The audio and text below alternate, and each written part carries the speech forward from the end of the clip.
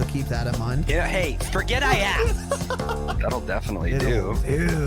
Join the Discord. It was the least fun I've ever had playing this game. A small but vibrant and extremely humble community. No, I've seen the sleeves, but I'm like, you said you're suiting up, and then you put your sleeve on. Thank you for saying that. Because I'm a demon on the keys. Next thing I know, we're both dead. I immediately left the lobby. In Vietnam. What are they playing for? Are they playing to win?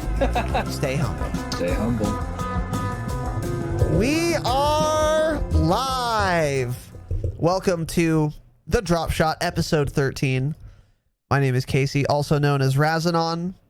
I am joined, as always, by my good friend Tanner. Tanner, say hello to everyone.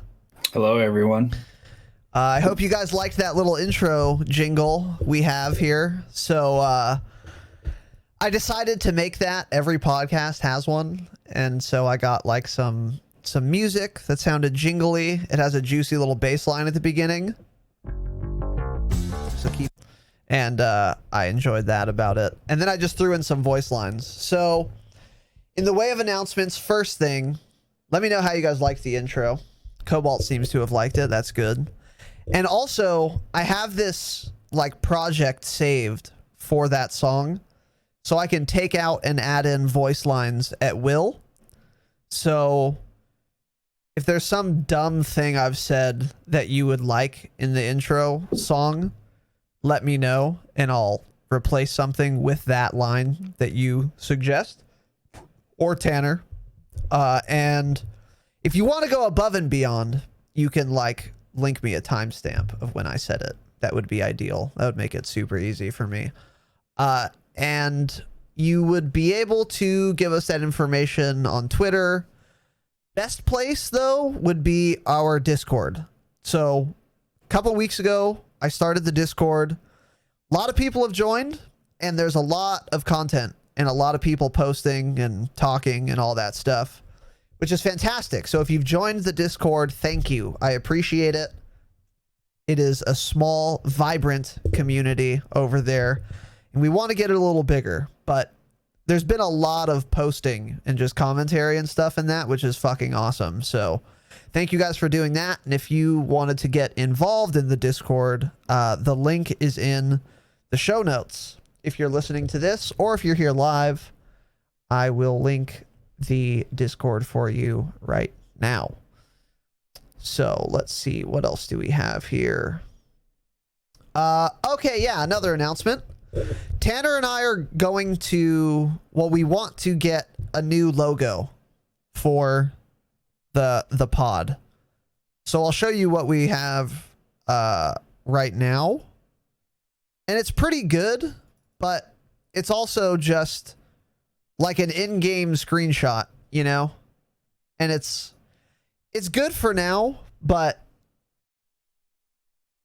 oh shit, hold on. Actually, it's good for now, but we definitely want something more professional looking, you know? And like, this is obviously a screenshot of some dude in game that we put some cool text over. But we want to get like an official ass logo. So if you're like a good graphic designer or whatever, and you would want us to pay you money to make a dope logo, please let me know. Reach out to me on Twitter, Instagram, Discord. Contact me any way except Twitch private messaging. I never see those. That system is abysmal. But on any other social media platform, if you send me a message, I'll get it. So Twitter and Discord would be ideal, but Instagram, Facebook, those would work too. But just reach out to me and say, hey, look, I would love to make you guys a logo. Here's my rate. Or I know some guy or some girl who's like a good, whatever, designer person that can make you a logo. So I'm looking for that. And don't tell me to go to Fiverr.com. I'm done using that website. Everyone on there is in the opposite time zone of me. So I hired a Fiverr person to do like my overlay. And every single time, our correspondence was always 24 hours. I would ask him something or tell him something. He'd be asleep. And then he would respond 12 hours later when I'm asleep. And then I would wake up and then reply to that response or whatever. So it took fucking forever. It took me like 4 months to finish my overlay. Because if I wanted to do a minor tweak that would take him 2 seconds to do, it would actually take 24 hours. Because I asked for it. Maybe he has to clarify what I mean. I tell him again and it takes forever. So find someone roughly... How about on my hemisphere of the globe? That would be great. So that we have a shot of communicating with each other while we're both awake. So, anyways, let's see, what else do we have here? So yeah, we're looking for a graphic designer for a logo. We will pay you, and we will pay you well. I'm pretty picky, so there's going to be a lot of tweaks and adjustments and whatever. But again, let me know. What else was I saying? And then lastly, we are considering, probably not yet, but we're considering starting a Patreon.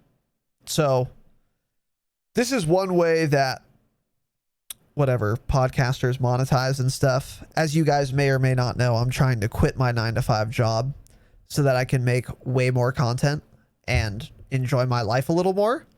So one of the ways that people do that is through like Patreon.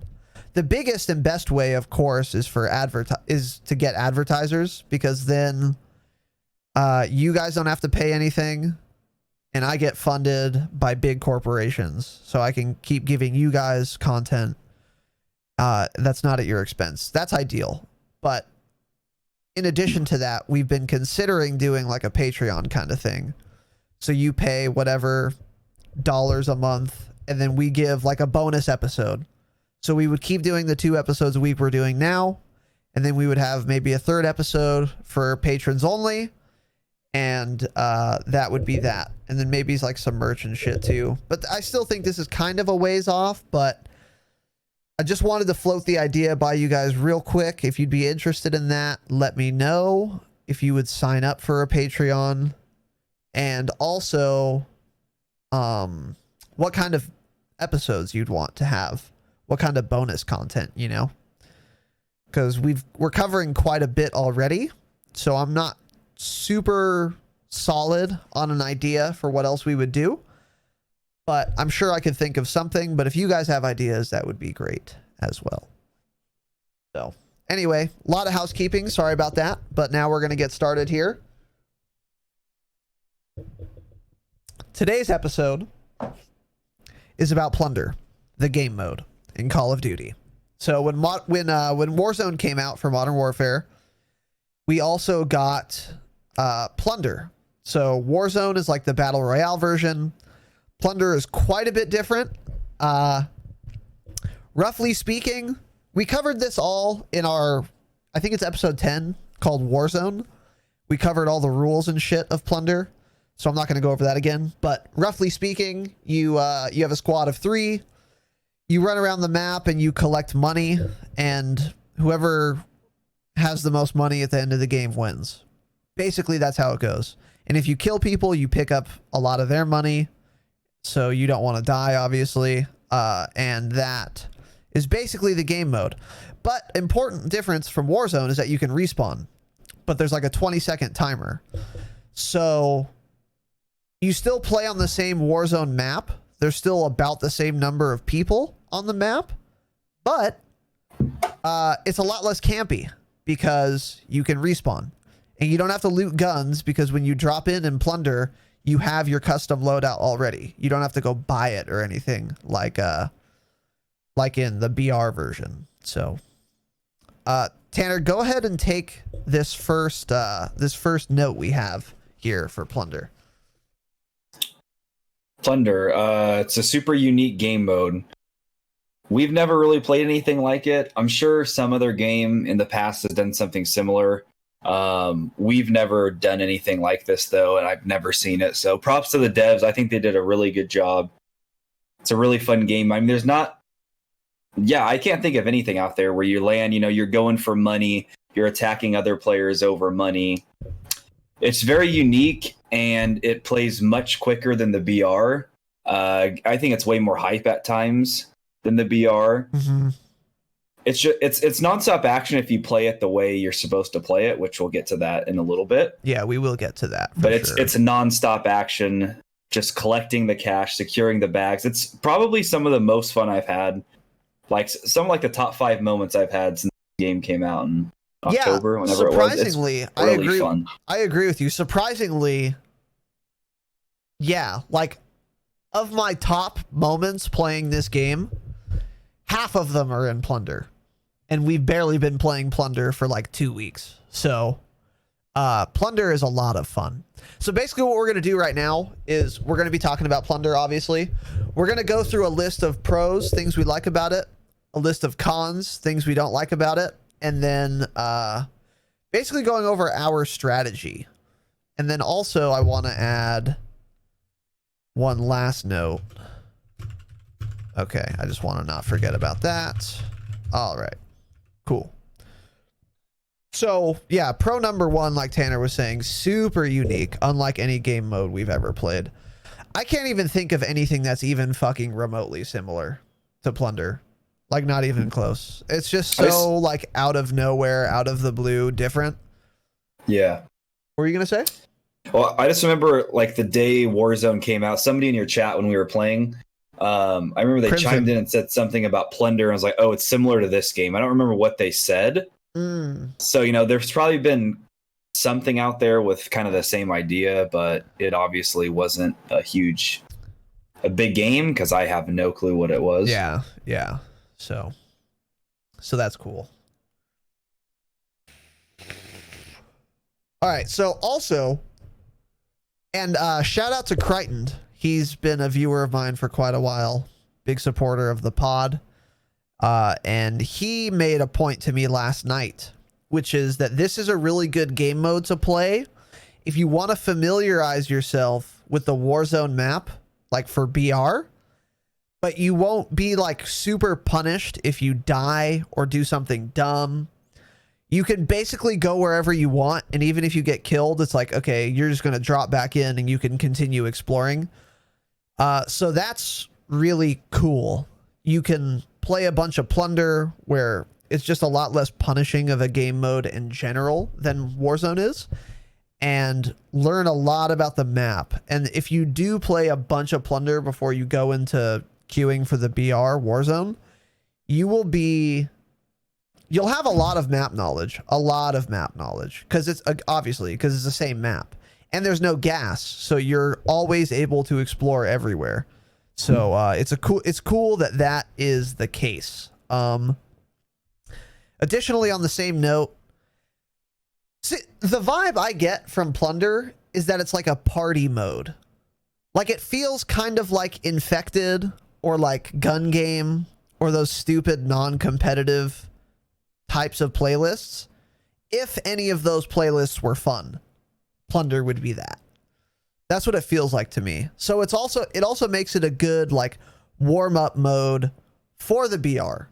So you and your boys get online, or your girls or your non-binaries, you drop in, you load in, and you just want to get a warm-up game in. Queue for some Plunder. You're still going to be dropping out of the helicopter. You're still going to be on the same map. You're still going to have the squad of 3. You're still going to have the armor system, the revive system. So you're going to get into that Warzone groove as opposed to warming up with multiplayer where it's totally different. But you're also, you're not going to just be running around looting until you die like in the BR. If for the purposes of warming up, a ton of hype moments. I think this is just a result of how the game mode is. It like forces you to have hyped up moments,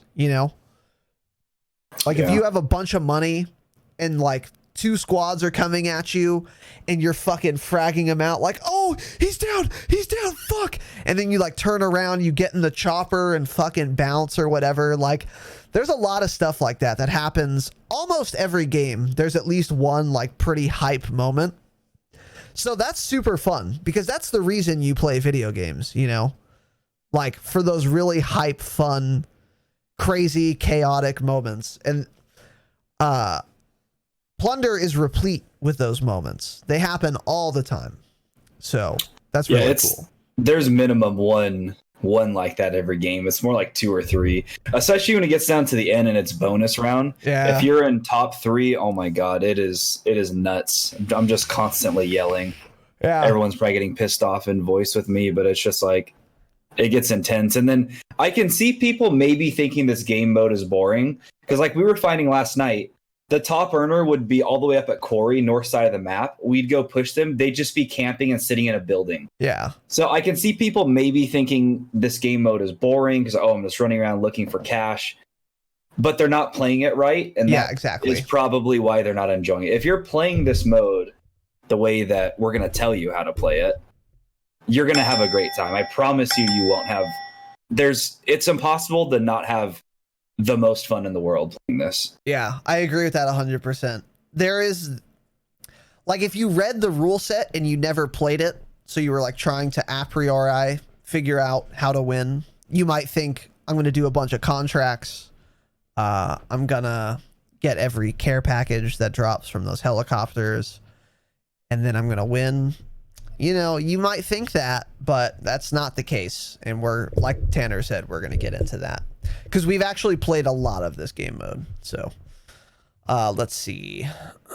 And yeah, this next point kind of goes back to what I was saying earlier. The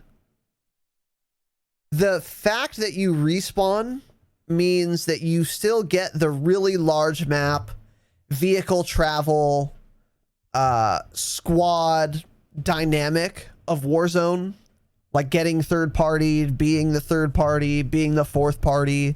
You get that whole dynamic, but it's a lot less campy because if you die, you're just going to drop back in with all your guns in 20 seconds.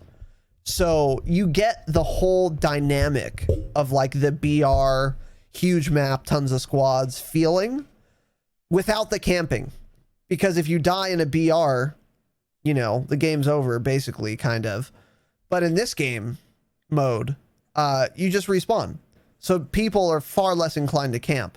And if you camp, you're not going to get any money. You're going to lose. So it's kind of like the Cranked playlist is to multiplayer.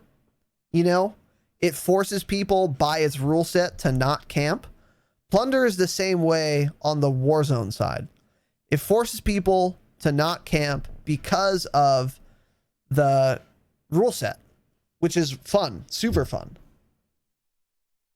And then again with the respawn point, like you get punished for dying. You drop a percentage of the cash you have on your person, but also it's not overly burdensome. Like you don't get sent to the gulag. You're not out of the game. You don't have to wait for a res. So again, this is it's more casual. It's more action packed. And again, it just disincentivizes camping for that reason. And then I actually wanted to ask you about this, Tanner. How do you feel about, let's say it's me, you, and Ben, and you die, and Ben and I are still alive. Do you like that you respawn, like where you respawn and how you respawn, etc.? I'm still trying to figure out how it picks where we spawn, because every once in a while you guys will both be alive and I'll spawn in and be on the opposite side of the map and have Probably a bug. It could be. That usually only seems to happen when we all die, though. We spawn somewhere totally different or right where we were. It seems to be random. I don't know how it works. The only thing that bugs me about that is that long ass black loading screen right before it drops you. It's like 7 seconds long. It's unnecessary. It's like when my countdown timer goes from 20 to 0, drop me in. I don't want to sit through a black loading screen. This isn't 2015 anymore. Exactly. Get rid of the loading screen. I agree. But everything else with the whole, I like it. Yeah. Yeah. Well, by design, what's supposed to happen is you're supposed to parachute in pretty close to your teammates if they're alive. That's how it's intended to. And that is almost always my experience. So when that happens, I think it's perfect. Because when you parachute in, your parachute is very visible if anyone's looking.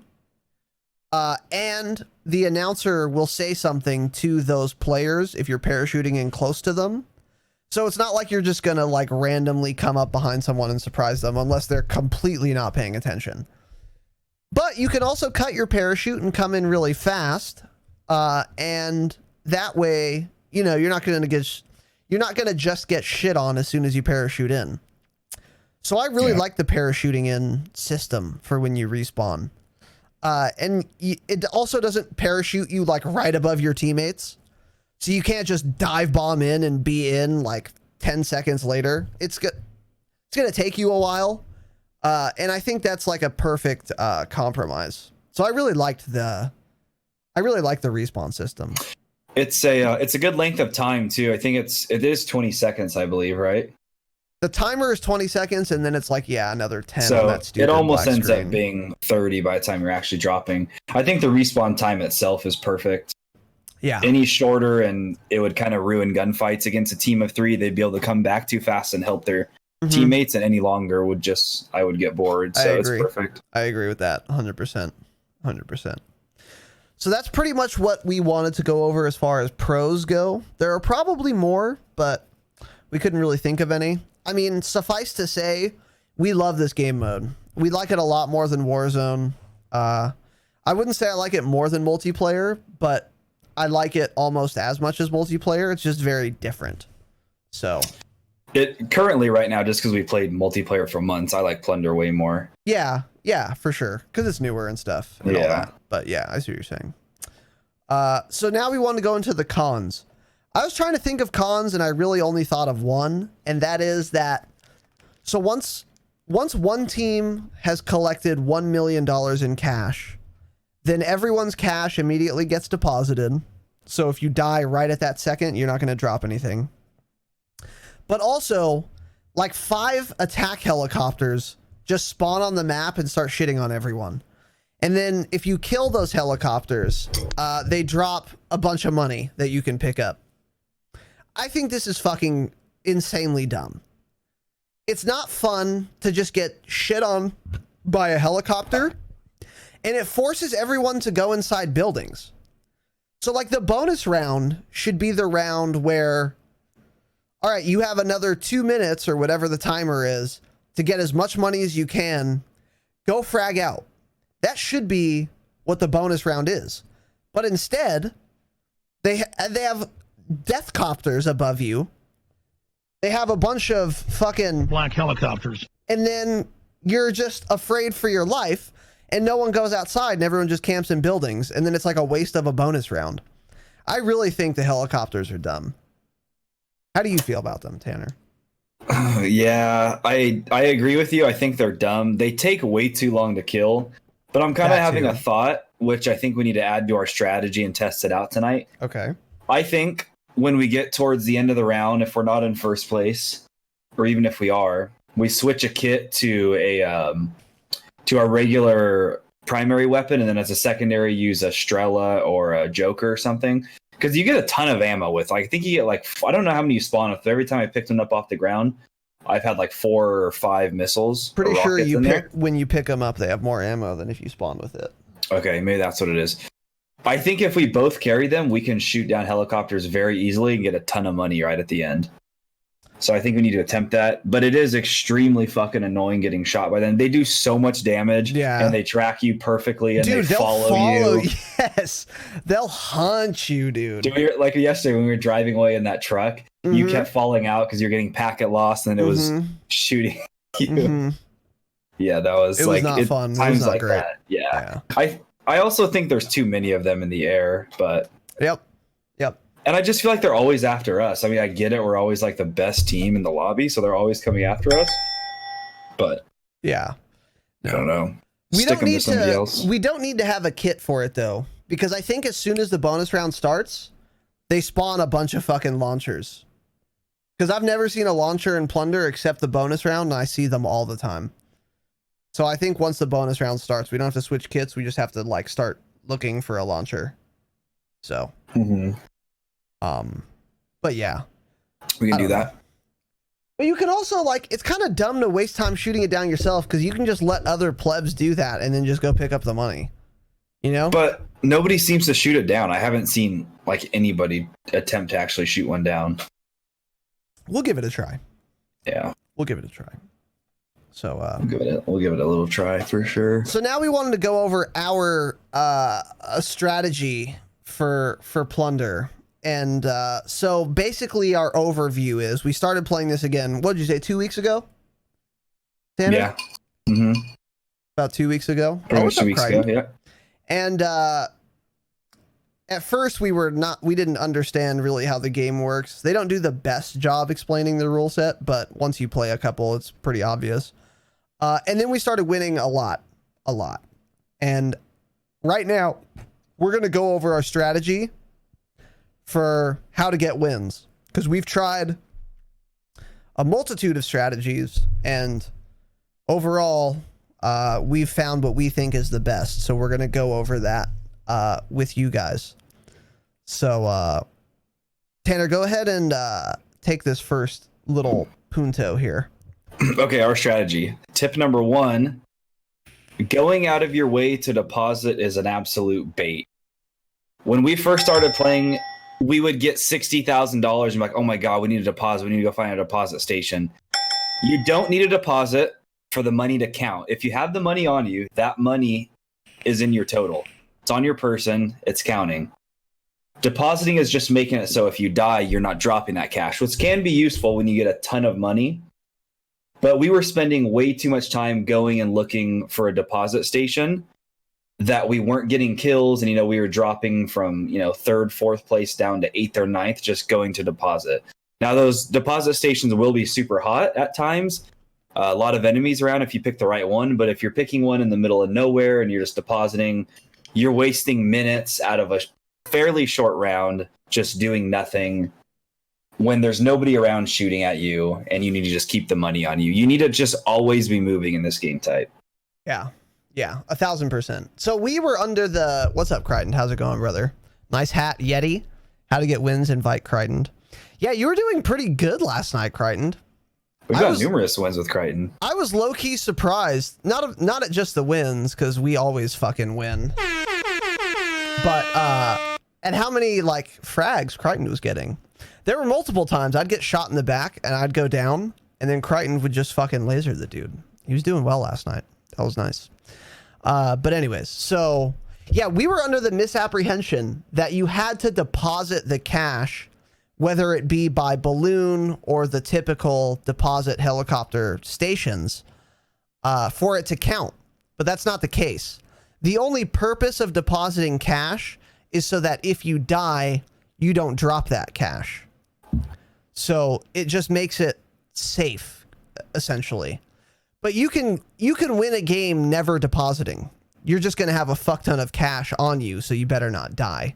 So I don't think depositing in and of itself is a bait, but I think if you're going out of your way to deposit, or if you're doing it too often, it's a bait.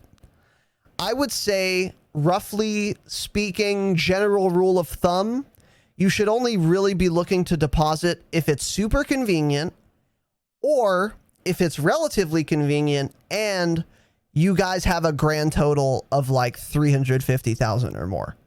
I think those are the only two situations where it's really worth it. And then it also depends too on how much money first place has. If you're in first place, you can go a little more out of your way to deposit to make sure you maintain that lead. But if you're way fucking behind, you're going to have to go for broke anyway. Don't waste any time depositing. Just go get money. So, yeah. The next point is that, okay, so in Plunder, randomly throughout the game, probably 10 a game, 10 to 15 a game, a helicopter will fly over the map and drop a care package at just some random location. It will be marked on your map, and there will be a big green smoke plume coming up from that care package. And in that care package will be a kill streak, a bounty, a weapon, and I think, what is it, 200,000? Tanner? It's 100,000 or 125. At minimum 100,000. 150. Yeah, something like that. So a lot of money. So when we first figured out that this existed, we were going out of our way to get these. This is also a bait. These are good, and it's a lot of money, and you should get them if they're close. But if they're too far away, you're going to be wasting too much time going for them. So only go for it if you're relatively close, and probably even you have to have a vehicle to do it too, you know. They're definitely worth getting, but they're not worth going out of your way to get them. Yeah, and I kind of figured that out last night. I made a mistake. I know I think it was when we were playing with Ben. You and Ben were fighting somebody. I had died. I spawned back in the far bottom southwest corner of the map. One had dropped. I'm like, oh, I'm going to go get this. And it turned out horribly because you guys both died, lost all your money because I didn't land there to help you. But I got that cash drop. But hey, I was in the middle of nowhere with no vehicle. I wasted 4 or 5 minutes getting back to a vehicle, getting back into action when I would have had more money than that if I had just landed on you guys and helped you guys slay out and gotten their bags. So like we kind of learned that last night. We need to stop splitting up and wasting time going for those unless we're all going to be able to get there and help each other out. That's an excellent point. I agree. Tim, what's up, brother? Tanner and Razanon, 7 more days. 7 more days till Tim gets his PC. Tanner, let's go. We're gonna have to fucking carry this kid. Yeah. I don't know. He knows how to build. He plays Fortnite. Yeah, he knows how to build. Hopefully, he knows how to drive too. He can be our new driver. So yes, and to echo that sentiment, I think this is probably the most important tip of Plunder. Never separate. Never separate. It doesn't work. In Plunder specifically, it's unlike it's unlike the Battle Royale or like Warzone, because in Warzone, if you see a squad, they're probably alone. You're going to get third-partied occasionally in Warzone, but it's not super common because there's no hotspots really, except perhaps the buy stations. But in Plunder, everyone's going to like the same 3 places in an average game. People pick like 1 or 2 helipad deposit locations, and everyone just fucking keeps going there and fragging out. So you have to have all 3 of you, because chances are when you see one squad, there's probably 2 more around. So if you're alone, you're gonna fucking die. You're gonna get third, fourth partied a lot. And even if there's 2 of you, you're gonna probably be against 3 people over here and 3 people behind you. So it's really important to never separate, because you really need those numbers on your side. Number 1 for just the raw firepower, obviously, but number 2 for the callouts. You know, like if Tanner's behind me, like in the building behind me or whatever, he can like mark some enemy that I didn't know was there. And that's vital information. So now I won't peek that corner. So not separating is incredibly important in this game mode. Third partying happens all the time, and you need to be ready to fuck up multiple squads at the same time. So you want to be at capacity for doing that. So, and then here, so now we've kind of gone over what you shouldn't be doing, right? Don't go out of your way for this and that. Don't separate. Now we're going to be telling you what you should be doing. One of those things is hot dropping. So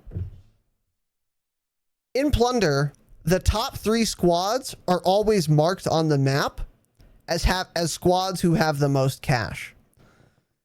But these marks don't happen until like 2 minutes into the match.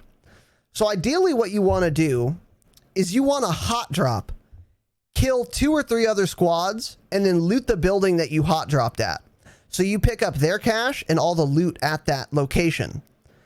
Then after that 2 minutes is gone, and everyone on the map, or in the top 3 squads on the map, get marked as those top earner squads, you're marked.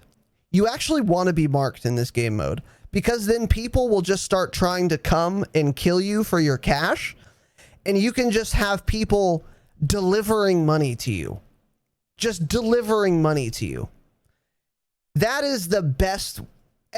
Almost every time we've won games, it's because we started like this. We had this type of start. And then people would just constantly rush you. They'd bring you armor plates. They'd bring you money. They'd bring you kill streaks. And you could just perpetually have enemies to kill. So you really want to have a strong start in this mode, especially to get that top 3 squad status so that you get that mark. And you're not on top for long at all. Your placement is changing constantly. You have to constantly be getting kills or you're not in the top 3. I mean, you'll go from number 2 to not even in the top 10 in 2 minutes if you're not playing quick enough and killing enough people. Yeah. And then if you are far behind, so like let's say you hot drop and you get fucking destroyed, the best strategy is to go kill the top earners. Because what that does is, like if someone's in first place and you're in 5th, whatever, and you're each getting 100K per minute, like they're just going to win at that pace. So what you want to do is you want to go find that first place team and take their money. So now first place has less money and you have more money. So instead of trying to close that gap through one avenue, you're closing that gap through 2 avenues, because you're bringing down the top and you're bringing yourself up at the same time. This is super aggressive, but it's also the most fun way to play this game, and definitely the best chance you're going to have if you're behind, especially if you're far behind. We've won a couple games where we were not in the top 10 until the bonus round. And then we started going after top teams and just taking all their money. And then we're in top 3. So now we're marked. And then everyone comes to us, like I was saying before. And then all of a sudden we win because we're getting cash deliveries in the forms of shitters that want to take our money. So you definitely want to be hunting those people. And ideally what you can do too, get close to the top earner, try to find a bounty contract, because a lot of times you'll pick up a bounty contract that's close to the number 1 squad. It'll put a bounty on the number 1 squad. And then if you can kill them, you get all their money and you also get bonus cash for having completed that bounty contract. So you're just boosting those numbers and you're lowering theirs. That's happened a lot, hasn't it, Tanner? It's definitely happened a lot. Yeah. That bounty system, especially when you're trying to hunt for these top earners, is really useful. So yeah, if you're not, if you're not first, second, or third and it hits bonus round, don't think you don't have a chance at all, because you do. I mean, like you were saying, I think at one point yesterday it was bonus and we were in 7th. We got a bunch of kills because the E-spawn, like we're going to talk about, Tvorsk E-spawn, there were constantly enemies there, and I think I picked up so many bags. We went from 7th to like 2nd right away in the bonus round. I mean, it gets nutty at the end. It does. Nobody's hiding. Nutty. Everyone's rushing another team. Yeah, it gets super nutty. So yeah, that's another good point. Like, especially if you're killing people for money rather than just doing contracts, you can rise up the fucking ladder quick. So a small note, I see like no one do this. There are still buy stations in Plunder. They only sell self-revive, armor plates, and cash deposit balloons. Don't be afraid to go buy armor plates. Armor plates in Plunder are always rare for me, and like I never have enough. So I've started just buying armor plates when I'm near the cash places, and that'll keep you alive so you don't lose money. So you're investing a small proportion to get a far higher yield. So don't be afraid to buy armor plates, in my opinion. That's a good way to put it, calling it a investment. It really seems that way. I wouldn't say this if armor plates were more abundant, but they're not. like I'm always like low on armor plates, it feels like. So I just started buying them like 2 days ago, and it's been really nice. Yeah, I know you kept buying them yesterday, and I kept thinking, like, why is he buying armor plates? But then when I look back, I'm always constantly asking for plates. I would always only have one and none in reserve. Mm-hmm. And, you know, I think I need to start doing that too. It's because they cost a lot more than what you're looking at when you buy them in BR, but you also have 10 times the amount of money at all time. Yeah, I think they're 10,000, and like that ain't shit. Yeah. So definitely worth doing that for sure. How have you been liking the MP7? Tanner, tell me how you discovered that the MP7 might be good. It was from, I found it on Twitter, Swag, and I think Dismo, is that his name? Dismo? Drifter? No, not Drifter. DYSMO. Okay. He's makes YouTube videos, but he posted something about it the same day Swag did, that the MP7 is nutty. So I texted you and I was like, we got to try this tonight. We both did. It's absolutely disgusting. It kills so fast. There's no recoil on the MP7. It holds 60 rounds. I don't know if it would be a good primary. I'm using it as a secondary, and so were you, technically. Yes. But, I mean, whenever I know I'm moving up on somebody, I see them shooting on a red dot, I always pull out the MP7 first and load stopping power on that one. And slay out with that. Mm-hmm. Yeah. Yeah, I agree with that. I agree with all of that. Especially because of how high the fire rate is. And I mentioned this in my nuke breakdown video, which is on my YouTube channel, which I've conveniently linked for you in Twitch chat. SMGs with high fire rate plus stopping power is so slept on and so strong. Because stopping power rounds is just an increased damage to each bullet. So when you put 30 stopping power rounds in an MP7, which has like a 950 RPM fire rate, you're going to be able to spit those 30 bullets out really fast. And then even if someone has full armor, you're going to fucking destroy them so quick if you have stopping power rounds in that thing because of how high the fire rate is. And another thing is, in Plunder, you have your field upgrade right away. You don't have to wait for it to load for your first use like in multiplayer. So in Plunder, as soon as you're parachuting in, your field upgrade's ready to go. So I will land. I will immediately dump those stopping power rounds into my MP7. And then I'll dump those stopping power rounds into little kids and take their money. It's super good. So you should also be using stopping power, in my opinion, as your field upgrade for Plunder. The only argument I would possibly hear besides that is like dead silence, but that's going to be far more situational than stopping power, because stopping power rounds are always good, irrespective of the situation. And you wouldn't need like a munitions box either, because there's so much ammo, you're never going to run out of ammo. So definitely try stopping power rounds, and then try using an SMG with a very high fire rate. And then you'll be amazed at how fast you kill someone, even if they have full armor. It's really gross. It's really gross. So. And then the last point I wanted to go over. So the Warzone map is like an amalgamation of a bunch of ground war maps plus more shit on top of that. And one of the helipad deposit locations are static. So there's always going to be the same, 10 on the map. One of those is right where you spawn if you're playing Tovorsk District in Ground War. So of those two Tovorsk District Ground War map spawns, one of them is where you spawn behind E.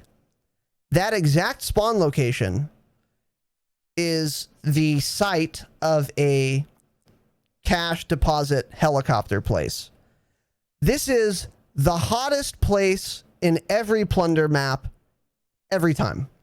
Every time I've played Plunder and I go there, it's a hot spot. There's kids swarming that place. So if you're looking for action, That's an excellent place to go. But keep in mind, you're going to get sniped. There's like 8 buildings that look directly down on that, which is part of the reason it's a hotspot. So it's super hot. There's always people there, but just keep in mind that a lot of those people will be snipers. So that's just good information to have. If you're looking to deposit because you have 600,000 on you and you want to safely deposit, do not pick this location because it's going to be hot. So there's always a sniper on some. There's always a sniper on 4 buildings aiming on it. Stadium, the buildings in Tavoris gets crazy. Yeah, stadium too. Exactly. Yeah. So that's pretty much it for our strategy. And let me tell you, we fucking win a lot in this game mode. So this is a good strategy. Basically, TLDR, TLDW is don't worry that much about contracts or looting. You should just be killing kids and taking their money. Let them do the work for you. Take their shit. Take their shit. Would you change anything about Plunder, Tanner? I've been looking at this as you've been talking about the other topics, and I'm struggling to really think of anything, honestly. It's a really good game mode. I've got almost nothing off the top of my head. What would you change? What's up, Henry? Yeah, I made this note without anything in mind. I don't know if I would change anything either. I mean, I think it's super fun right now. As far as just the game mode in general, I guess it's like really good. So I'm not sure I would change anything. The only thing to me is like, it feels frivolous. Like I was saying earlier, it feels like a party game mode. I don't think there's any change you could make to change that, you know? Yeah, it's a party game mode, but it feels really good to win in it. It's definitely a party game mode. It's fun. You don't have to be fully focused, you could say. Mm-hmm. Not as much as BR probably. Definitely not as much as BR. Because you're not getting sniped from 500 meters out with a thermal and have no idea where he was, and then get sent to the gulag and then have to do all that shit. So yeah, I don't know. It's pretty damn good. I'm really interested to see where they'll take it from this. I'm sure they'll make a lot of changes to it at some point. And they'll keep working on it. Hopefully bring more players in. If I would change anything, I would force people to play it over BR because it's way more fun. Yeah, it is more fun. Less competitive, but definitely more fun, in my opinion. Just because there's more action, dude. It's like, I feel like the COD player base and the BR player base don't really have much overlap. Because if you're the type of player who likes Call of Duty, the reason you like Call of Duty is because it's so fast-paced and there's so much action. That is Call of Duty multiplayer. Just fragging. But then if you like BR, it's like the opposite. Like there's definitely gunfights and stuff, but it's not.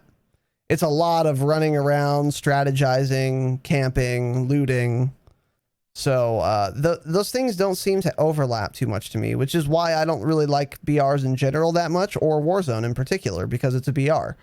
But Plunder kind of strikes the balance for me because it's kind of like BR-ish. Like I was saying earlier, it has those elements of like the large map, the squads, the looting, the all that shit. But it's also fast paced. So yeah. I really love this game mode. I really love it. Yeah, like seriously, if you haven't played it, because like Razana was saying, you just read whatever 7 words it says underneath the title in the main menu. Really try it, because I know when BR came out, people kept telling us, I think Plunder's the move. People were coming into your chat saying, try Plunder, it's fun. We're like, we put it off for a few days. We should have just started playing that right away because we're having a blast. Yeah, I had a feeling it was going to be fun because I was hearing a lot of good shit about it, but we were just trying to we have one-track minds. So we definitely do. It's hard for us to do that, so okay. All right, so now we're going to get into our next call-in. As I've said last episode, we've started a call-in segment of the show. If you wanted to call in, then go ahead and join the Discord, which I've conveniently linked for you in the Twitch chat, or if you're listening on iTunes or something, the Discord link will be in the show notes.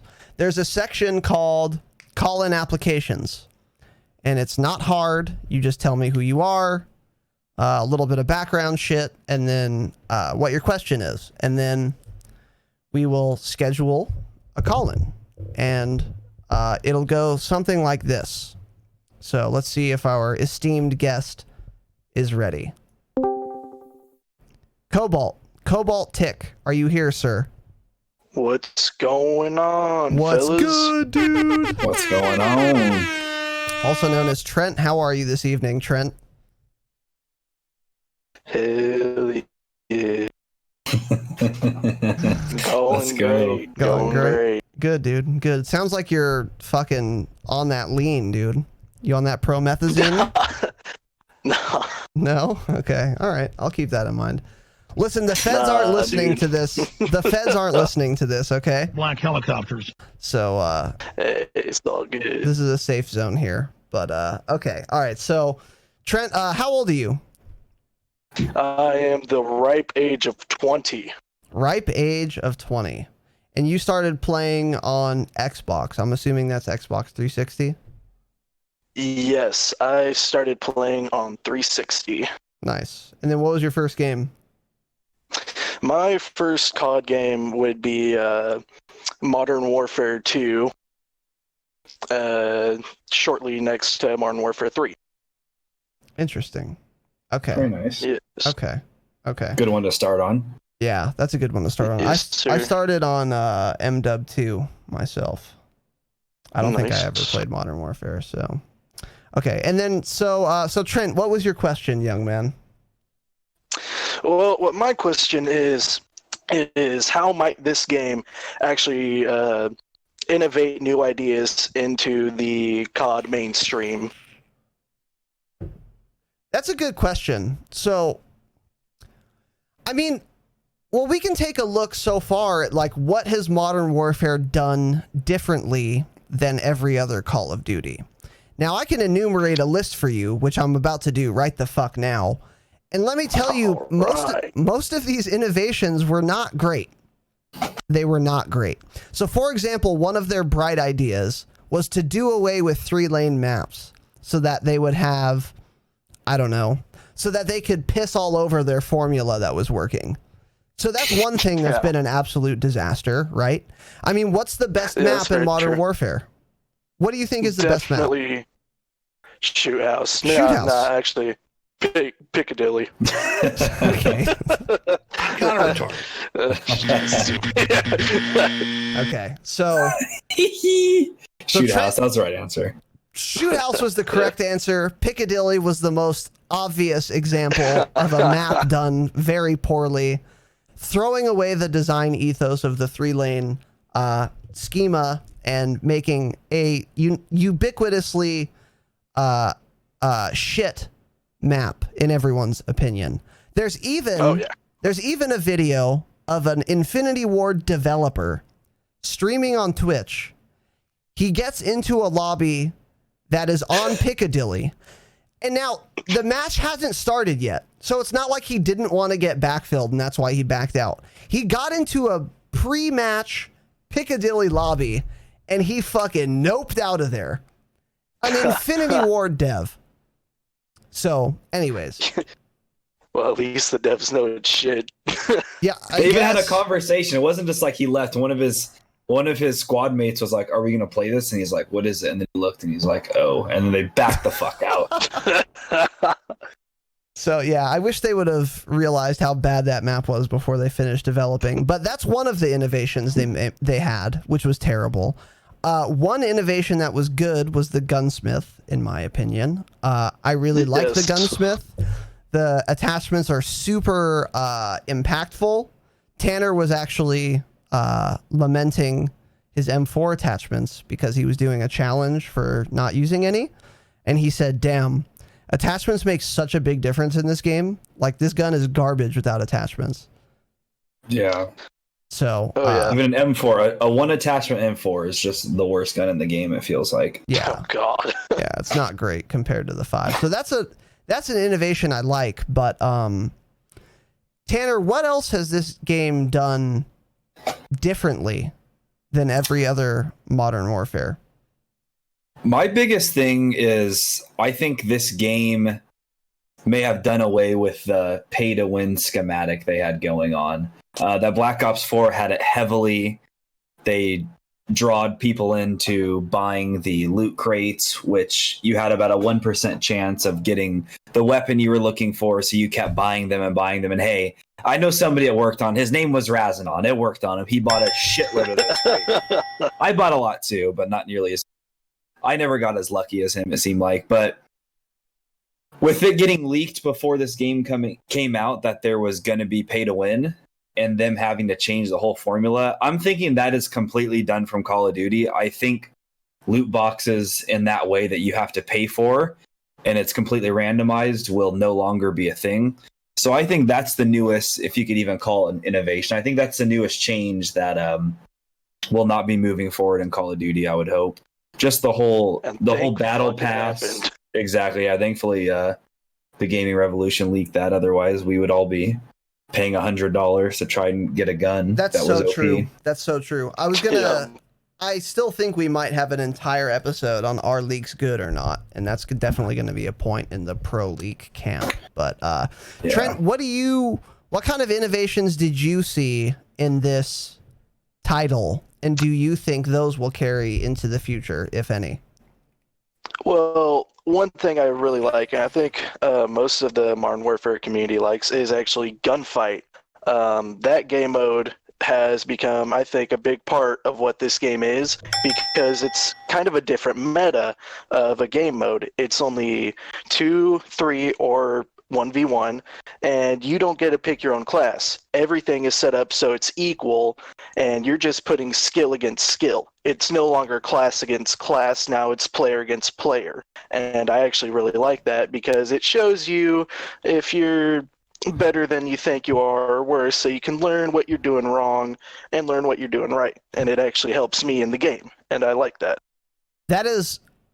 I hadn't thought of gunfight, but that is such an excellent point. And when this game launched, I sung the praises of gunfight to the hills and beyond, because I agree with everything you just said. I think gunfight is super fun. It's the most clear skill test you can possibly have for a first-person shooter, because just like you said, you're not picking your gun. And further, you're going to have to be proficient. I shouldn't say that. You're going to have to be better than your opponent with every type of weapon if you're going to win, because they're going to give you pistols. They're going to give you shotguns. They're going to give you snipers. They're going to give you ARs. They're going to give you SMGs. So, like, you have to be a well-rounded first-person shooter player to reliably get wins in that mode. And the maps are basically symmetrical, and you spawn on both sides, so even the map advantage isn't a factor most of the time. I think I agree with you 1000% that is one of the best innovations as far as gameplay that this game ever came out with. I agree 100%. So my next question to you would be, do you think that different developers such as Treyarch or Raven would incorporate gunfight into future titles, and would they come as soon as next year or this year? Well, on that note, I would hope that they're at least hearing the waves that Gunfight is making and think it might be a good idea to add this or something pretty dang similar like it to their game, because it would probably benefit them and their own title.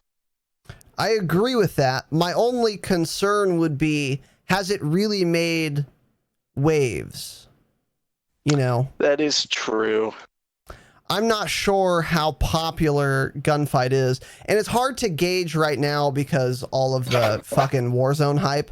This is the problem. Oh yeah. This is the problem with BRs that Tanner and I were lamenting. Like, they're just taking away resources from multiplayer to develop this fucking BR bullshit, which is kind of a betrayal of the COD community. Yeah, in my opinion. But the Gunfight is a very good point, and I echo all of your sentiments, particularly that I want to see it in future titles. I think 2020 probably wouldn't see it. It's probably too soon because they're probably almost done developing it, but maybe 2021.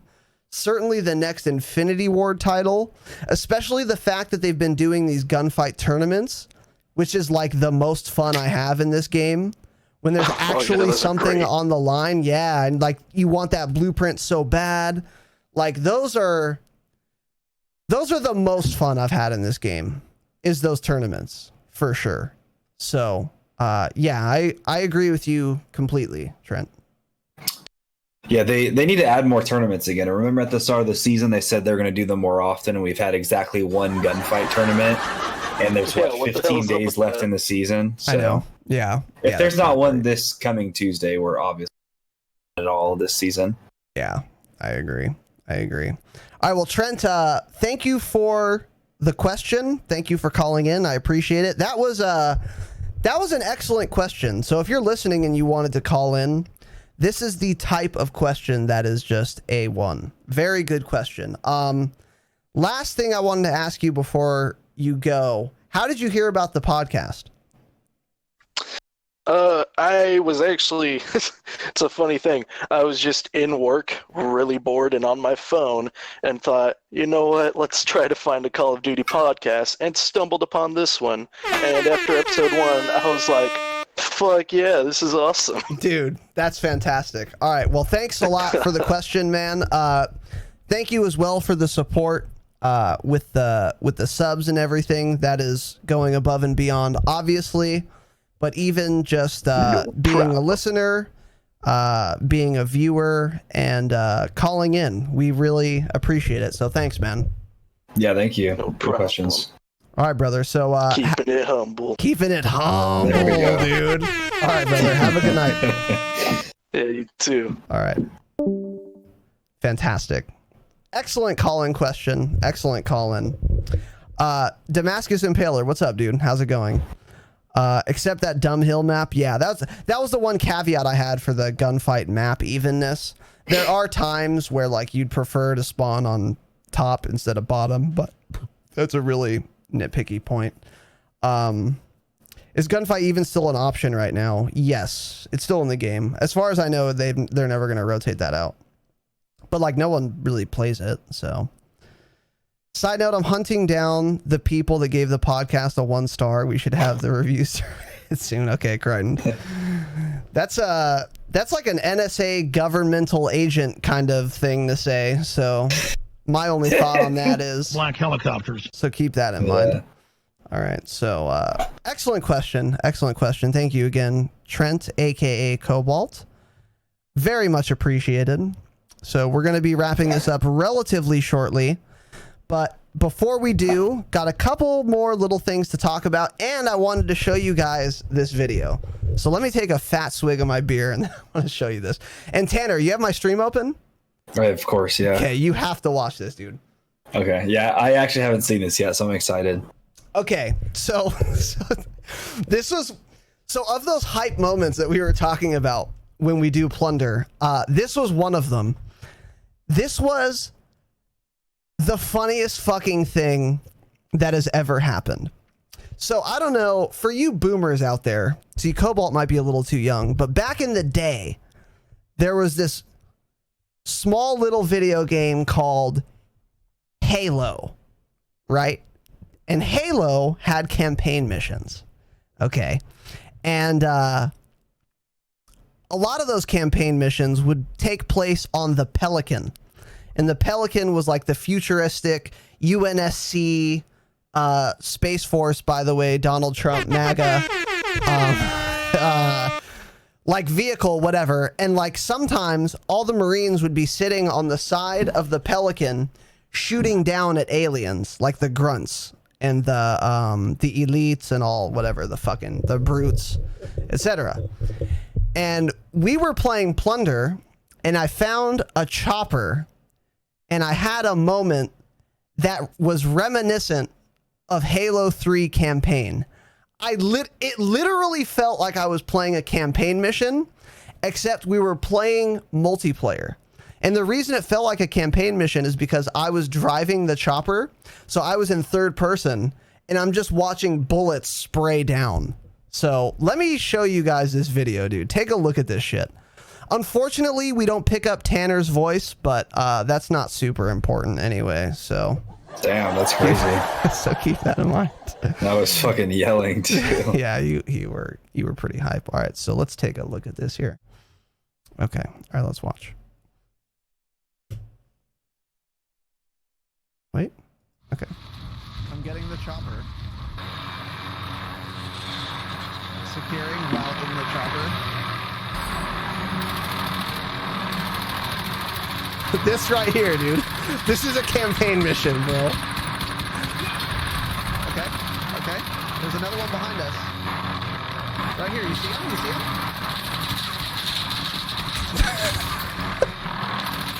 Yes, dude, this is so cool. This is our campaign. Yeah, get out.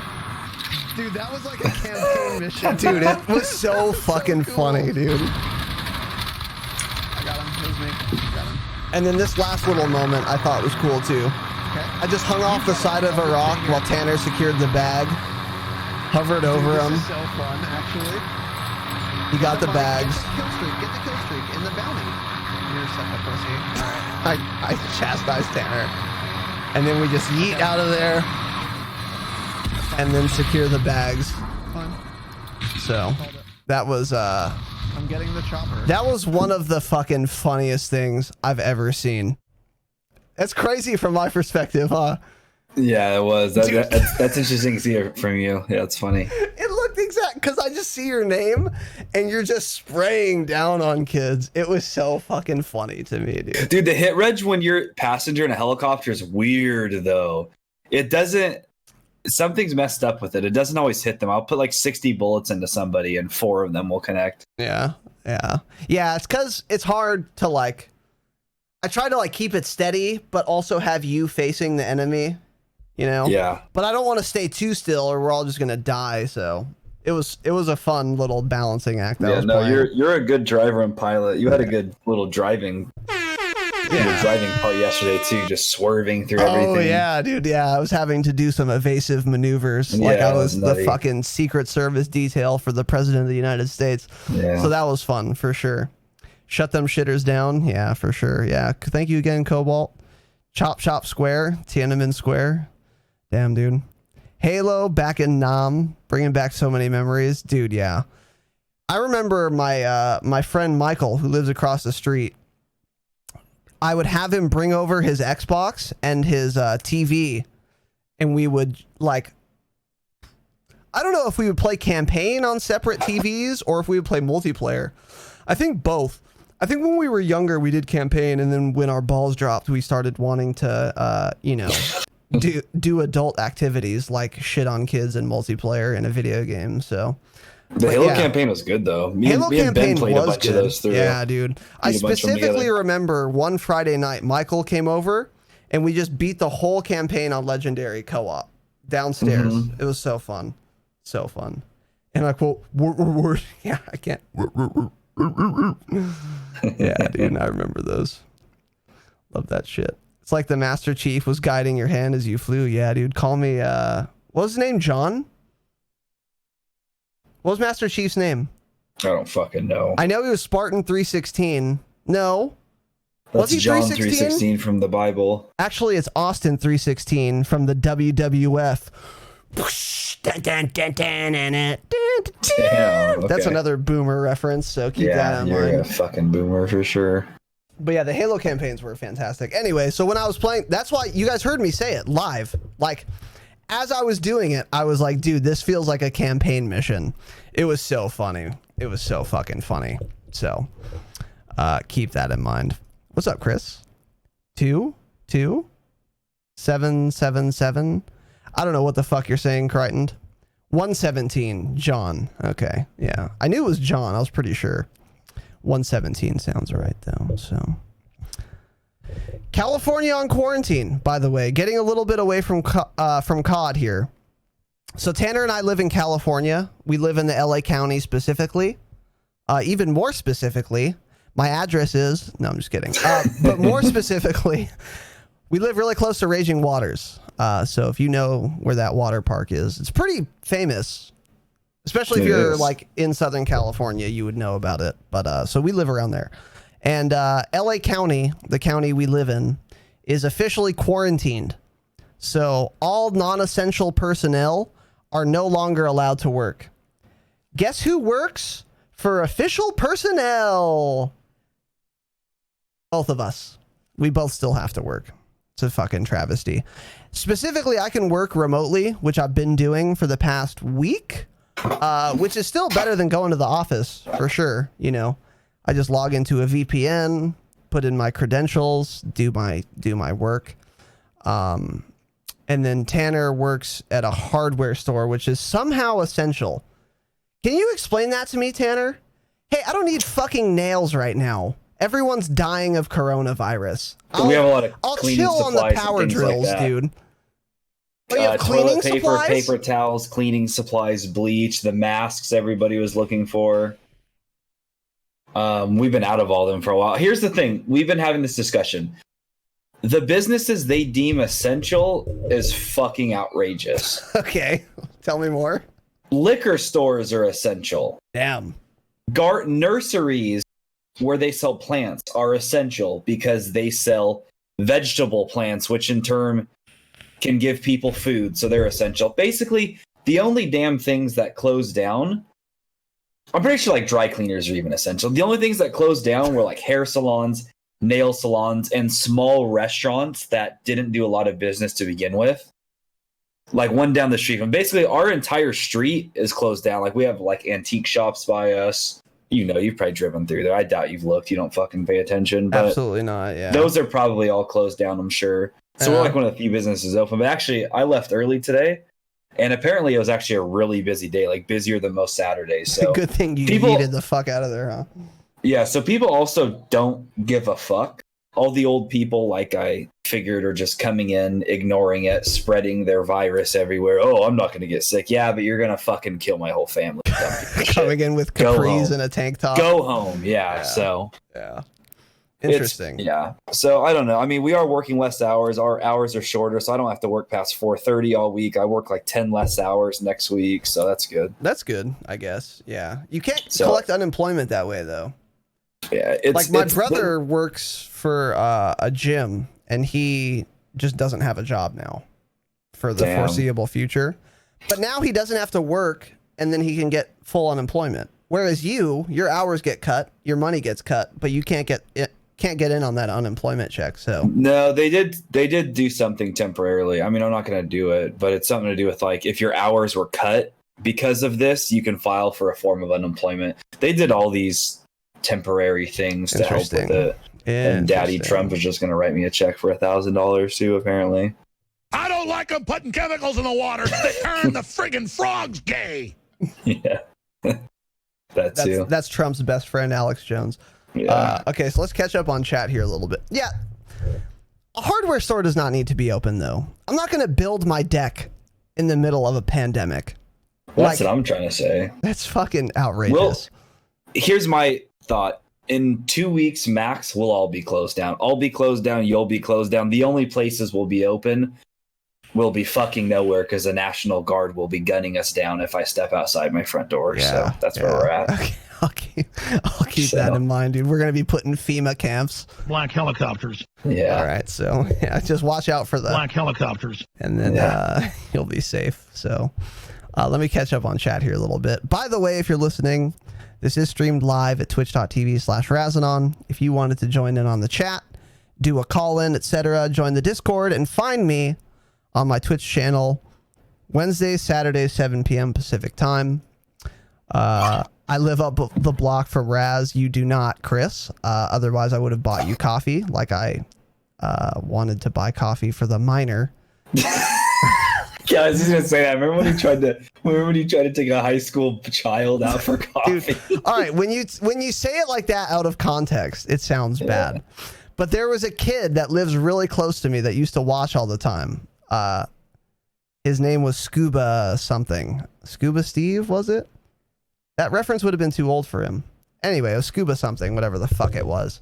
And I was like, oh, dude, you live so close to me. Let's go get like breakfast at the place that's in the middle of our houses. So we live a quarter of a mile from each other. So I told him to go 1/8 of a mile from his house. I'll go 1/8 of a mile from my house to meet him at this coffee place. I'm not asking him to cocktail hour at the fucking swanky bar in Uptown. I'm asking him to go get a coffee at 10 a.m. on a Saturday. So it's not weird. I don't think it's weird, but he thought it was weird. He said his parents would think it's weird, so he's not going to ask them. 17-year-old, by the way. Hey, dude, walk 1/8 of a mile. It's not hard. And then I was going to buy him coffee, but more importantly, I was going to get a picture with him, censor his face because he's a minor and I obey the law. I don't know if I would have to do that. But then I would say like, oh, I met my first viewer today, and I would just up my clout. But he refused to meet with me. So it also wasn't that weird because my little brother-in-law was in the same class as him. So like, it wasn't really weird. Like my little brother-in-law knows him too. So it's not weird. I weird. repudiate this. People were telling me that's weird. I'm like, dude. Yeah.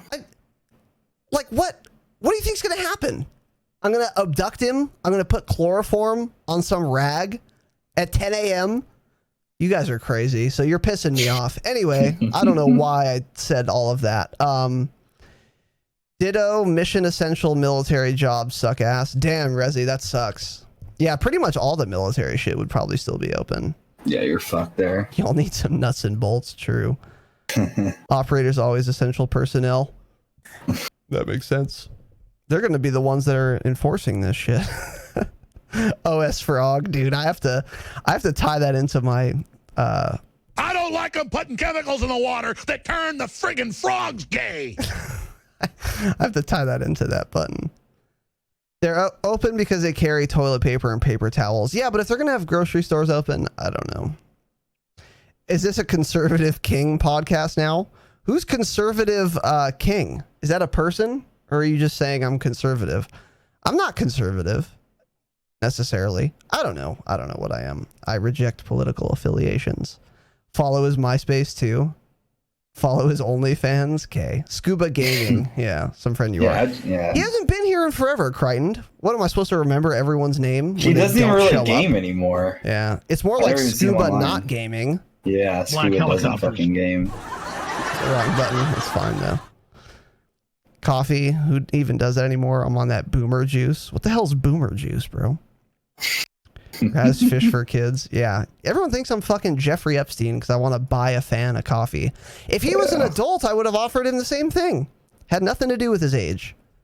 Maybe the location was the only thing that had to do with his age. I picked somewhere really close to both of us so that he could walk there with his dumb, childish, not having a license or car ass. But whatever. Bases are restricted to limited movement on military bases. Monster. Okay. All right. So, Tanner, you made this last note here. What the fuck is this about? Oh, as you were doing the 40-minute intro for this podcast, I bought that headset. So all the new I just really been wanting a wireless headset. Okay. So I have the exact one Casey has, except it's $200 less and it'll probably be just as good. So keep that in mind. Interesting. I'll take a coffee. Yeah, Damascus. Come through, dude. Come through to SoCal and I'll meet up with you for a coffee, brother. Bloodless lives pretty close to us too. Can meet him halfway, see if his parents are okay with him meeting up. Who? Bloodless. Oh yeah, he does live pretty close. Yeah. Yeah. I think part of it was because I said let's get coffee, and that's like, that's coded language for like, let's go on a first date or whatever. But it's literally a cafe. So it was more like, let's go get breakfast. I'll buy you a sandwich. I'll take a picture to boost my social media clout. And I like him. He was a cool kid. So it wasn't like a sexual advance, like I'll take you for coffee. But I think all of this exposition on it has made it far worse than better. So keep that in mind. In my case, the Pacific Punch Monster. The hell? You have made me spill my macchiato. I used to work at Starbucks, dude. I used to work at Starbucks. All right. So anyone have this SteelSeries Arctis Pro 7 wireless? It's not a Pro 7. It's just an Arctis 7 wireless. I don't know why I wrote Pro. Yeah, because you're a dumb piece of garbage. That's why, by the way. And how's it going, by the way, Itchy? Or was it? Come on, dude.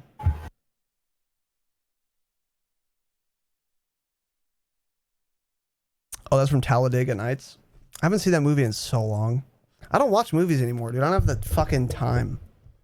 I don't have the time. I got the HyperX Cloud Flight around 8 months ago. Fucking love these things. I think a lot of streamers use that. I'm pretty sure Shroud uses that. A lot of people are sponsored by HyperX. All the CSGO kitties. Mine are HyperX, but they have a cord. I just wanted something wireless, and I like how they're white. Well, like are yours SteelSeries or are they the current ones you have? The current ones, yeah.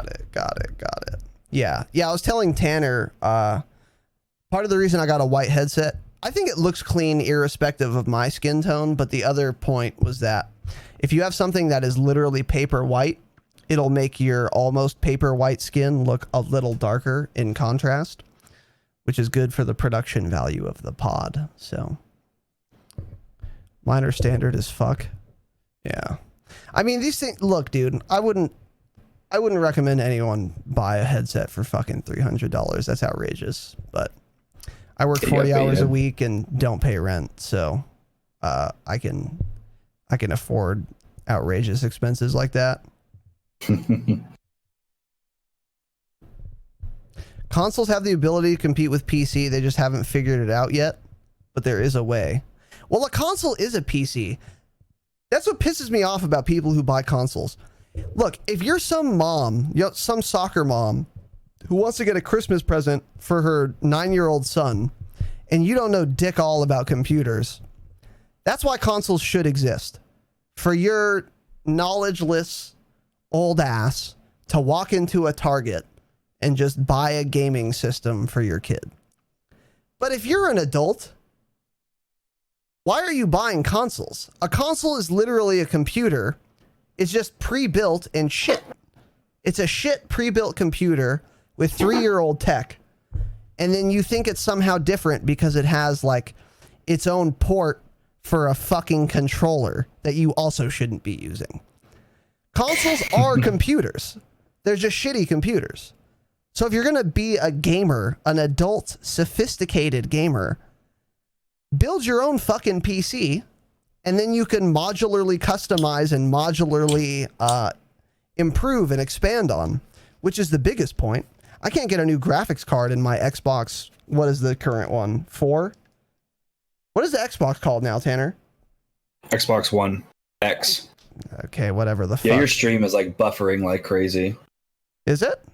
Yeah, everyone in chat saying it too. I thought it was just me. Damn it. Sad. At least it happens now.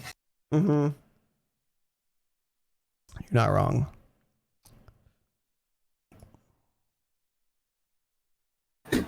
Use the same technology from that snow cone looking controller and use it as a mouse to make aiming better. Interesting. I don't know. Okay. Well, yeah, I'm still dropping frames. Fucking stupid game. Internet. Whatever. Coronavirus. I blame the coronavirus. Is it still buffering bad, Tanner? Not right this second, no. Okay, then I'm going to end the pod now. So, Tanner and I are going to be gaming. We're going to be doing what? Plunder, Tanner? Yeah. Okay. So we are looking for a third. So if you want to play Plunder with us, whoever says they want to run first will be invited. Assuming you're ready right this fucking instant. For you podcast listeners, thank you very much for watching. Once again, I will implore you to, number one, join the Discord. And number two, if you have an iPhone or have iTunes, please rate the podcast. 5 stars is ideal. 5 stars is ideal. So, our next episode will be on Wednesday. We'll be going over patch notes and the usual bullshit. Once again, join the Discord. Give me suggestions. Patreon episode ideas. I'll remind you guys briefly about that. We're looking for a graphic designer for a new logo. I will remind you briefly about that. And that is pretty much it. Anything else to add, Tanner? That's it. I think we're good. All right, let's fucking frag out. Thank you all for watching, Young Kings. Have an excellent evening. And as always, remember, stay humble. Stay humble.